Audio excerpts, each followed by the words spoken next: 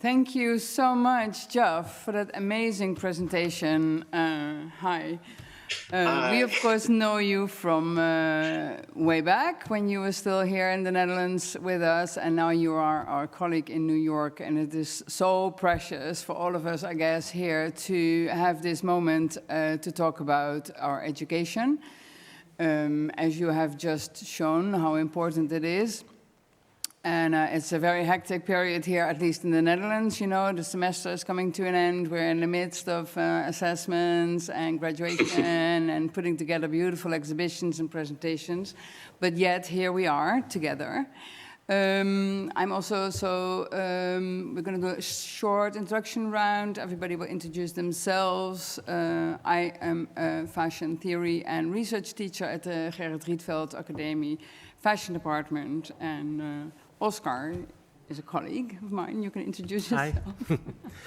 Hi, I'm Oscar Raaijmakers. I'm from origin a fashion designer, a background in fashion design. But the last years I'm fully engaged in fashion education at the Gerrit Rietveld Academy and the Amsterdam Fashion Institute. Hello, my name is Sanne Karssenberg, and I also have a background in fashion. I am currently a teacher at the HKU, Hogeschool voor de Kunsten Utrecht, in culture theory studies. It's a combination of research and contextualizing your own design practice. Next to that, I also work in an art space where learning and education in collaboration with many different collectives and communities plays also an important role. I'm Lenn, I'm Lencox. I'm currently a practice plan mentor at Practice Held in Common. It's a master in fashion design. It used to be the master fashion design at RTS. And next to that, the past years, I was involved as a co-guiding a collective project, Collectie Arnhem, at the RTS BA Fashion Design. I'm really interested in learning, collective learning experiences and spaces. Mark. Hi, I'm Mark van Vorstenbos, trained as a fashion designer, creative director, and now I'm since 2 years head of program at the Royal Academy of Arts of the Textile and Fashion Bachelor Department. So we had a talk together before, of course, and there's clearly a lot changing in fashion education today, and this clearly also doesn't not necessarily all come from us. It's not that we concoct this new education. In fact, it comes also from our students. So that's the first question on the table: is what have we seen? So 5 years ago, and now, what is changing in these students? They really do have different type of ambition as well. So what are your, what have you seen? Well, yeah, if I look at the current generation, you see that the topics and the kind of projects that the designers graduate with became much more diverse. So where we 5 years ago, still most designers would graduate with a collection of a certain amount of outfits.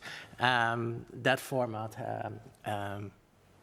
it's not present anymore, and that came from students in exchange with the institutes. And now we have, I've guided projects that go from a classical couture collection to a movie to projects that include teaching as well, which I thought was really interesting. If you,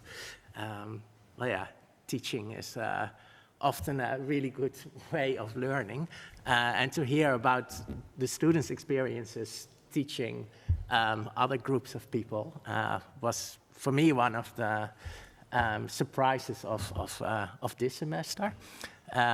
But also serious topics like mental health issues are high on the agenda of a lot of the projects.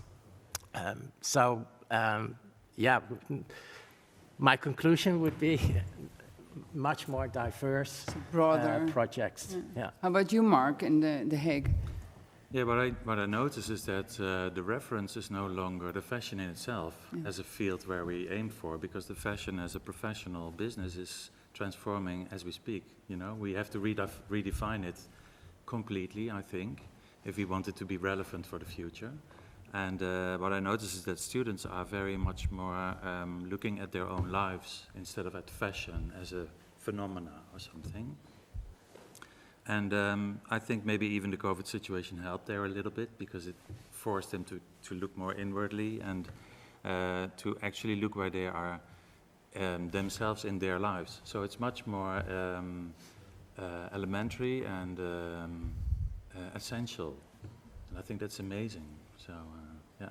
How is that at Parsons, JOFF? Do you also see like a shift, like different ambitions that students come to the school with? Yes, I totally kind of echo sort of the same responses that Oscar and Mark are giving in terms of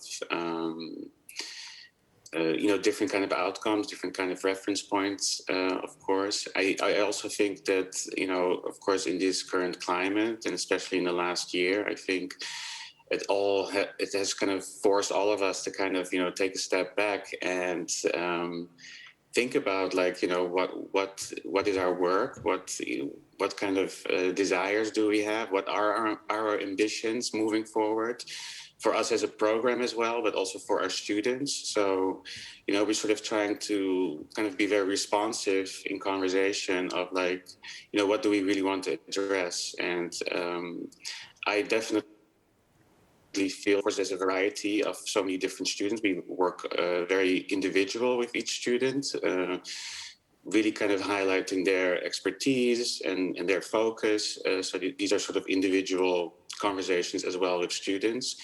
And, we do have students that want to enter the industry in a traditional way, as much as that we have students that are, wanting to create a certain kind of change.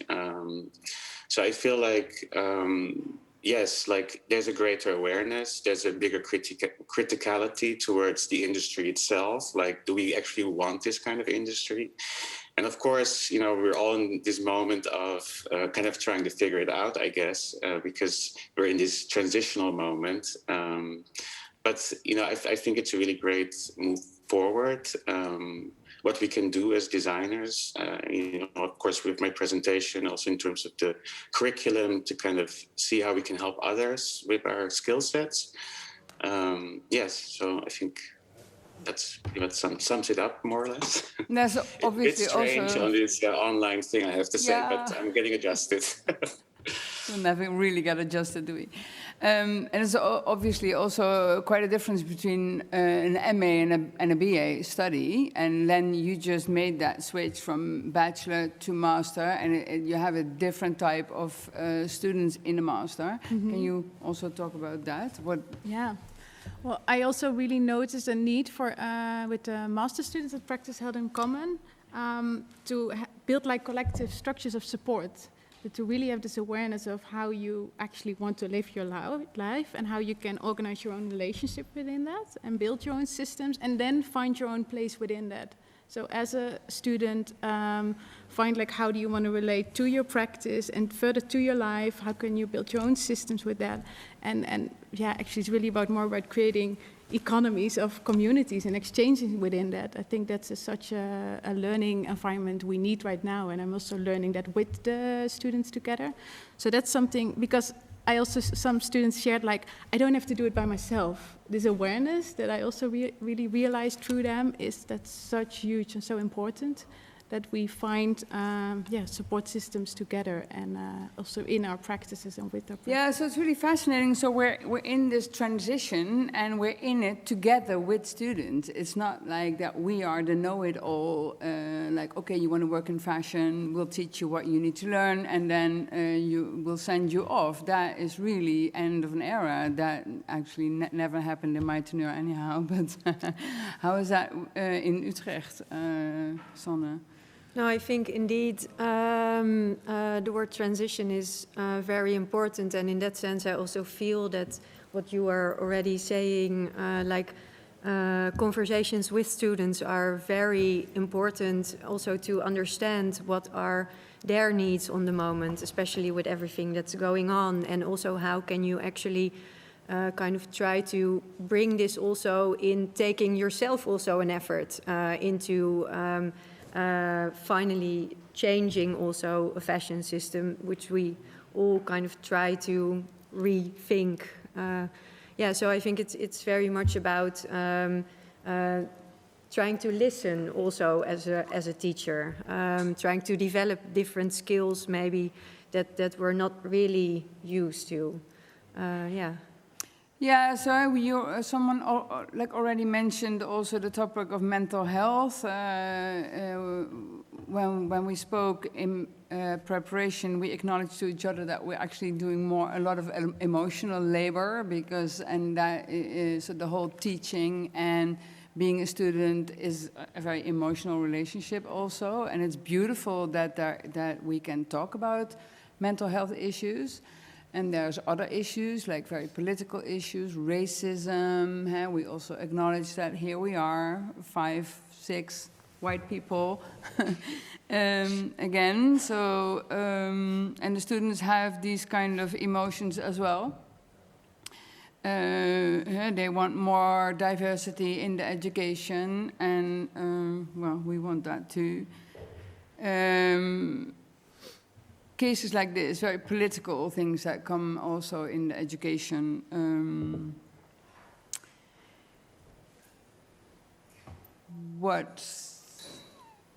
Who wants to say something about that? I think it's also important to sort of hook on to what Lenn was saying, that you were talking about systems. And I remember when I was involved with the Practice Held in Common that we were talking about ecosystems, which is like all the examples in nature. That, you know, when it doesn't work, an ecosystem dies out. But if it works, it needs to sustain itself, you know. So it needs all the diversity in the whole system to be able to work.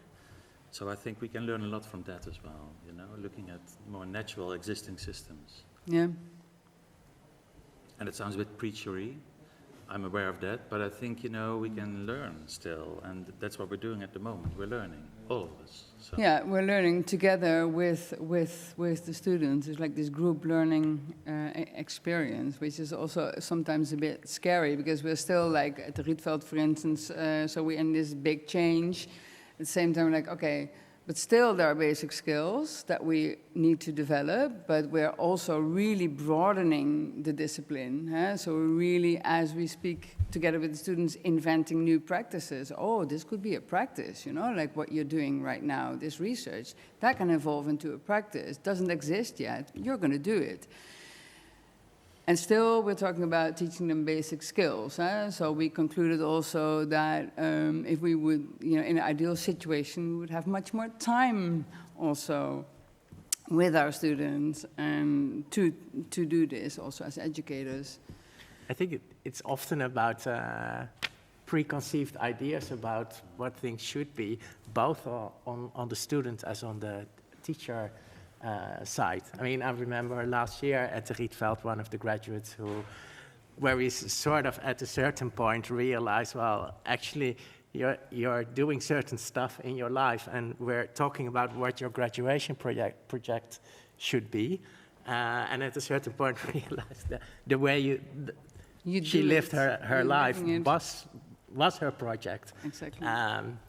Yeah, so yeah, I think listening to each other and is crucial in that. But it's maybe it requires a more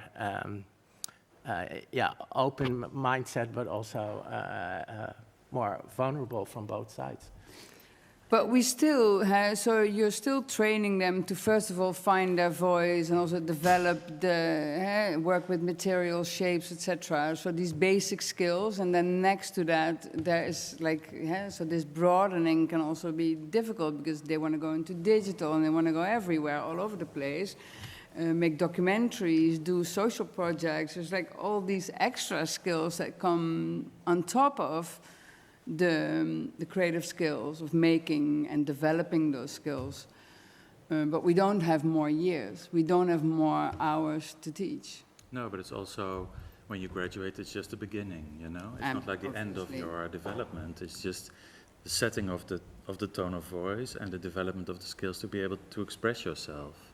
And I think that's if you get there by the end of your education, that's great already, you know? It doesn't have to be more at that point. No, and I've also noticed, to my surprise, to be really honest, that there is, among students, all of a sudden, a really big interest in learning a craft. They all really want to learn a craft, whether it's like embroidery but really, and we were a bit sometimes surprised by it even, you know, like, oh, they really want to learn a craft. Yeah. So it's not all on this meta level, on this communication level, but really they want to learn to be the most amazing craftsperson in a very specific field. And that is really beautiful, like, because we have that love for the material and... But I think that's the transition maybe where we are at in fashion education, that you cannot do it all. So maybe there are designers or students that go very into a direction of a specialist, becoming really good in a certain craft or something specific, and probably there are other students that develop much more in a hybrid direction where they combine different disciplines. So I think also the way we think about educational profiles, but also future profiles, that needs the same diversity as the project. Yeah, it becomes much more fluid and individual.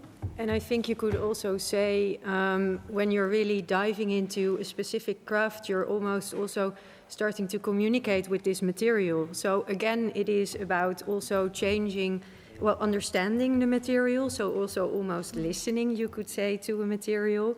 So I also think this is also part of, changing relations between maker, the object, sometimes also the wearer.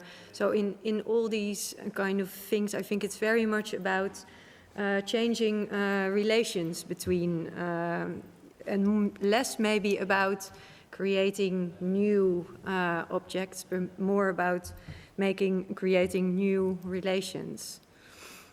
I think also, again, the COVID situation was really helpful there to connect to limitations, like within the limitations of what you had to sort of work it out.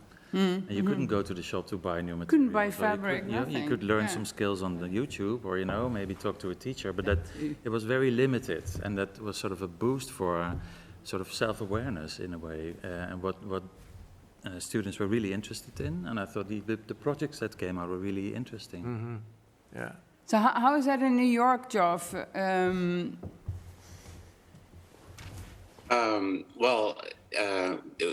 what particular are you asking about? Well, talking about these basic skills next to all the broadening of the disciplines and all the possibilities we see, because we're also exploring.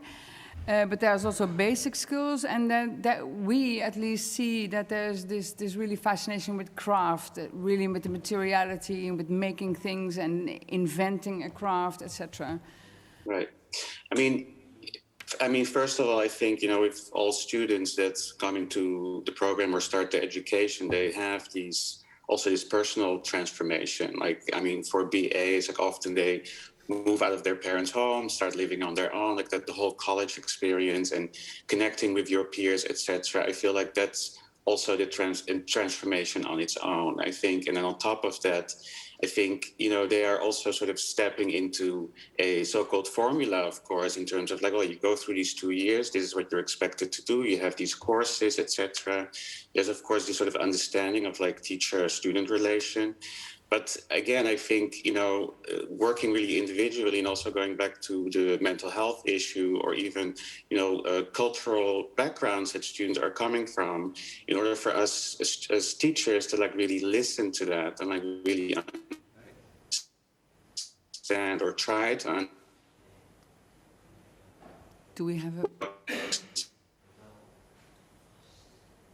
to sort of develop them further in their work and themselves. have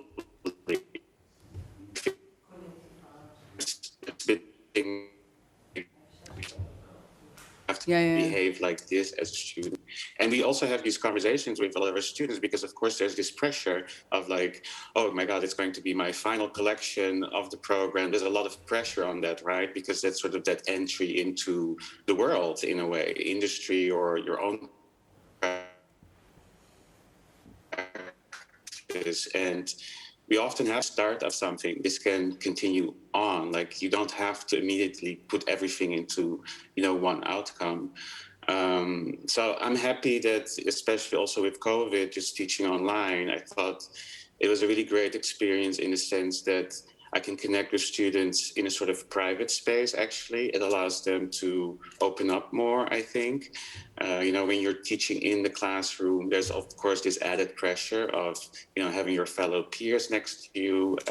If there's a difficult conversation around the work or even something personal, I think COVID has sort of allowed a certain level of openness, I think, that I was very happy about. And I think really helped in sort of guiding the students also, of course, through this difficult time. And I think most of them did really amazing, actually, and created amazing work out of nothing, being stuck at home, having no access to the studios, etc. So, I mean, it's I guess similar with my colleagues that just spoke as well. But yeah, I think the sort of the more it gets personal, I think it's the level of vulnerability that's possible, I think, is really important. And even for me as an educator, I think, I shared that in my presentation a little bit to kind of share my own story, my mistakes, the things that went wrong in my career, the things that I struggled. I mean, that's real life, basically. And I think it's really important to share that with students. So it also sort of alleviates a little bit this pressure, of the industry also, like, again, what is success? How do we define actually success? And I think it's great to formulate that together with students. Yeah, but it's really, really good that you mentioned that, because another signal that we do also get from students is that they maybe also have more anxiety about, how am I going to make my money after school? And for instance, at Rietveld, we've decided to no longer do catwalk shows. And even though the students really love the space that opens up because of that, and that they can graduate with completely different projects and have a different contact with the audience. At the same time, they're also afraid to sort of miss the launching platform, the classic, like, the whole world for 1 minute is looking at me, I'm a graduate, here I am, and hoping to be picked up, like that sense of insecurity about that graduation moment, that is also something that we notice a lot. And in that sense, maybe it is very different from 10, 15, 20 years ago. Yeah, very. But I think there's another opportunity again over there that students can decide who they really are instead of trying to become this formatized designer on a catwalk that needs an audience for reward. Because if you know that you are doing what you're supposed to be doing in life and you're really convinced about it, then you don't need the audience anymore. Yeah, so this is exactly about that definition of success. Yeah. So are you able to develop a practice out of what you think is important and how you want to work? Mm-hmm. And are you going to be able to sustain that and work with people, etc.? So the small economy of that. Yeah. Because, the audience of a fashion show is also just a very momentary applause, and then what happens after that? Yeah. That was the same question for many designers as well. How do you find your audience after your fashion show? It's also a challenge to really ask your audience to come closer and to really, for a moment, consider your story, your message, what you've been trying to do, and not this lazy sort of, let's see what comes by and what I think of it, this the type of criticism that we're so used to in fashion, and that we all feel should change, this sort of quick judgment. I remember 5 years ago with the master in Arnhem, we did a presentation here in this same space of the graduates. Like they were presenting their projects in a meet and greet with people from the industry in the midst of a shop. There was a shop here, a pop-up shop. So there was a shopping audience, and there were experts, and there were models, and there was a fashion moment. But actually it was great to sort of talk about the projects, to see them really up close, to get to see all the details and all the beauty and all the workmanship that went into it, and really have a talk about, so what are we going to do next, you know, and also really meet these experts and build a network, you know, which I think is very necessary. And maybe even the bigger audience out there is also going to be invited together with the creative person to consider what clothes are even, and what the material is even, you know, like, and what is the dress culture that we're actually talking about here, and what does that mean to you? So it's also drawing in the audience in these conversations. So again, the relational aspect. Yeah, I think that's the relational aspect, that it's really dialogue based, and to be aware of that also as students, and how to kind of find your peers in the school where you're studying, but also around it, things you're already related to in your own background where you're grown up, also digitally, how you further can communicate with that. So I think there are much more opportunities now, actually, than to be so like narrow-minded, and we're all learning that right now. And I think also something in relation to that, for us as educators and as practitioners to be more transparent about is how we make a living, you know. It's the challenge of that we often have various income streams. And often students are not always aware of that, like, oh, you could make a living like by being in education, by having an own independent like label or creative studio, and to be much more aware of it, transparent about it. I think that's also important, and happening more and more. That they also have their own path, can make their own path within that. So what we do at Rietveld a lot is what we see is really, what the students really like is we invite alumni back for like a comeback presentation to tell the students what they've done after school, how they developed their label or project, etc., etc. And this sort of really up close and personal way, also all the mistakes they made, and the difficulties on the way, etc. And that really struggles. Yeah, but it really helps, you know. Like so, the students really get a very clear picture of, like, oh, it could go like that, and can go like that, and all these new practices can come together step by step. Basically, it's a development. It's also interesting that people are designing their own practice now as designers, you know? Yeah. So it's not a format that you just pick or you think like I'm that or that. It's more like, how can I design my own practice? And I think that's challenging now. Yeah. Yeah, and in the broadening, it goes almost in the direction of the field of the fine arts and the way you have your dialogue with the audience, and it goes into almost these pop-up projects. I also noticed that these students have no problem whatsoever with making money, whereas our generation was a bit, when we came from art school, was, yeah, money is a dirty thing, you know, we don't talk about it. And now it's like, no, like, for instance, our graduate Irene Haan, she sells scarves like crazy, and next to that she does these art installations. So it's this super flexibility also that we see in this generation, is that they can do and next to each other.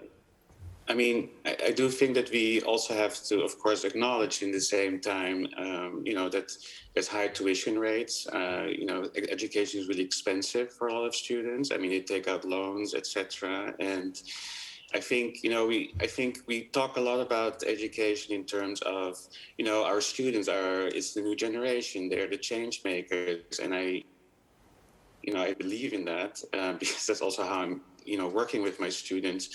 But I think we also have to think or acknowledge the fact that that change obviously is going to happen over time. I think we all are in a moment right now, particularly this past year, is that everybody's eager for change. And I think, some of our students, they will enter the industry at this point, and they will probably fulfill a traditional role because that industry hasn't changed yet. I mean, but I think, the fact that our students are entering this industry potentially with a level of criticality and awareness, I think it's really about planting the seeds also in that way. So by the time that they have garnered that experience, kind of understand also how the industry currently works, I feel like this is where, the change can start happening from within. And I think, that's also a reality in the same time, in the sense that, you have to also survive, you have to make a living, you have to eat, you have to live. And I feel like it's also, we have to be careful also not to put too much pressure on our students by saying, well, you are these change makers. I think they are, but it's also about how do we map this out? What are the tools that we're actually giving our students in order to create that change? How open is the industry actually going to be in order to wanting change itself, and open the doors also to younger designers?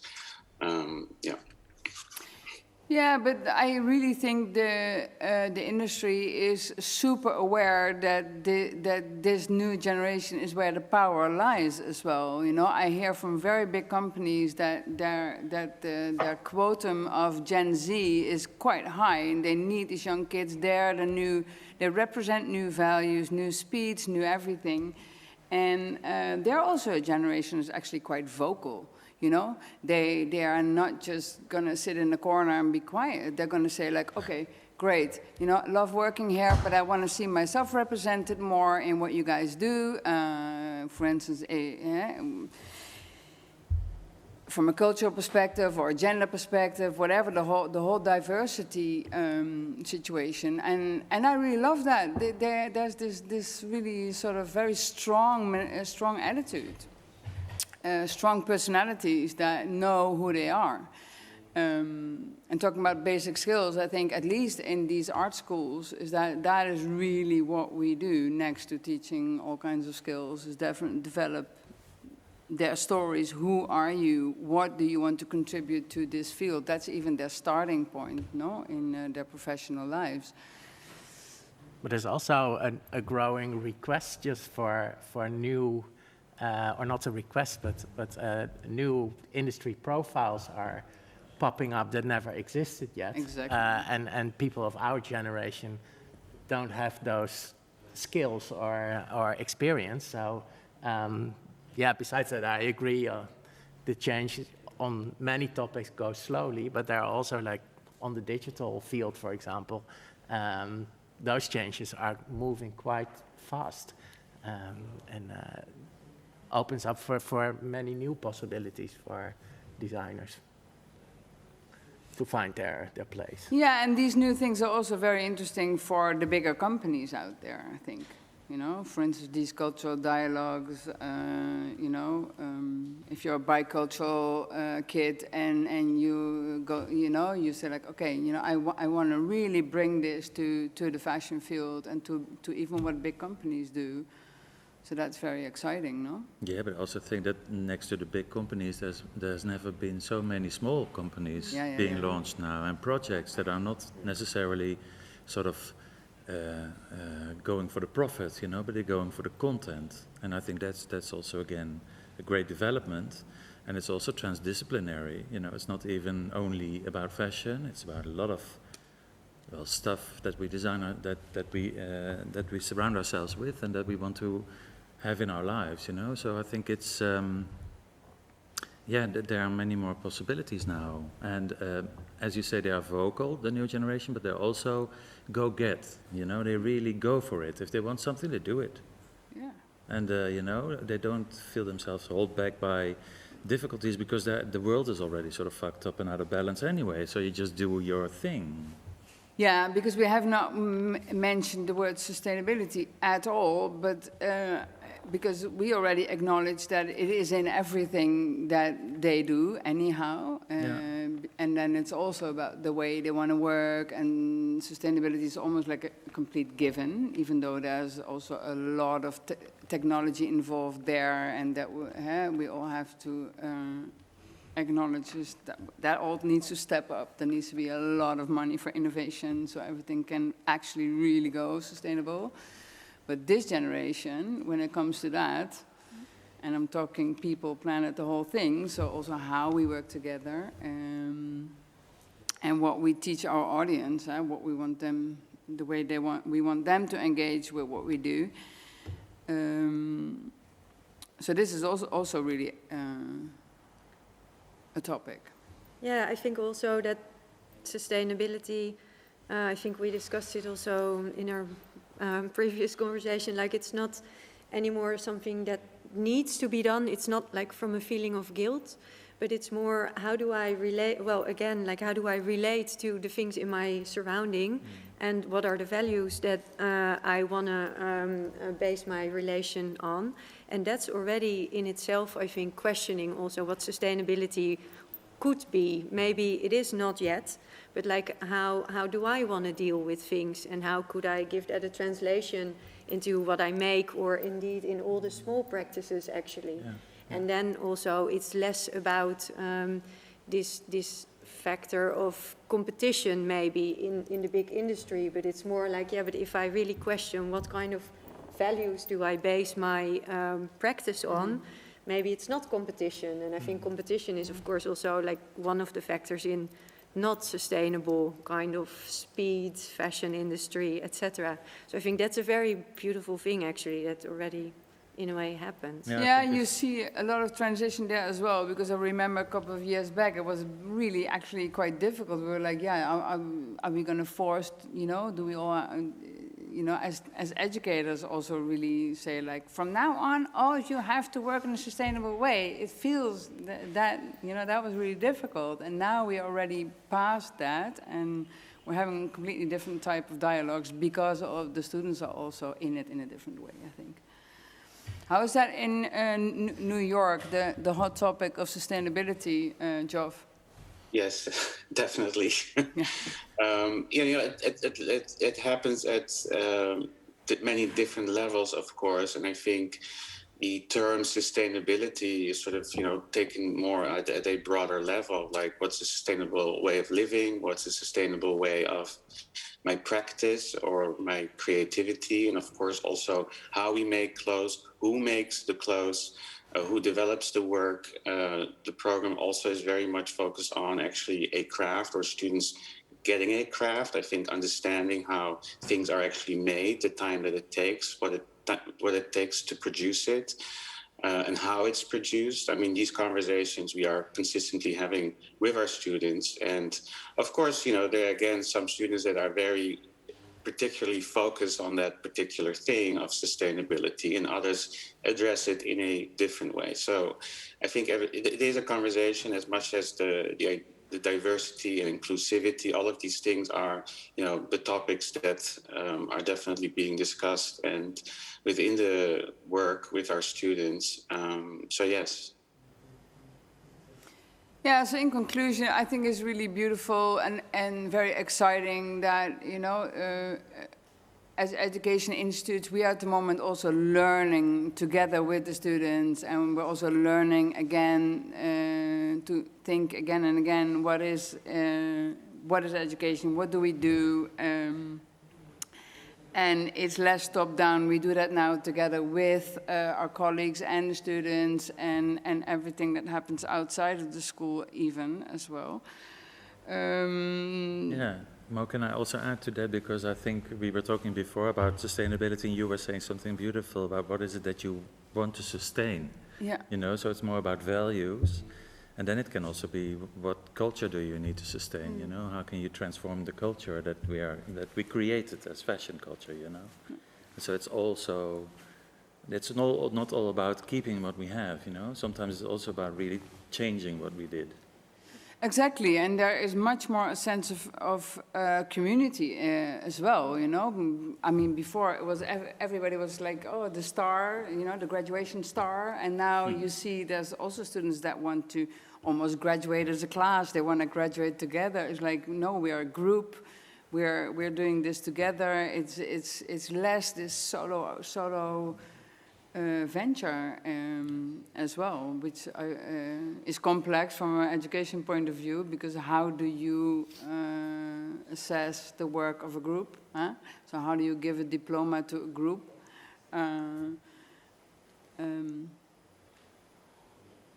But you can, in The Hague you can. We're starting now to have people, graduating together, because I think it's the best preparation for real world, you will never be working alone, you know?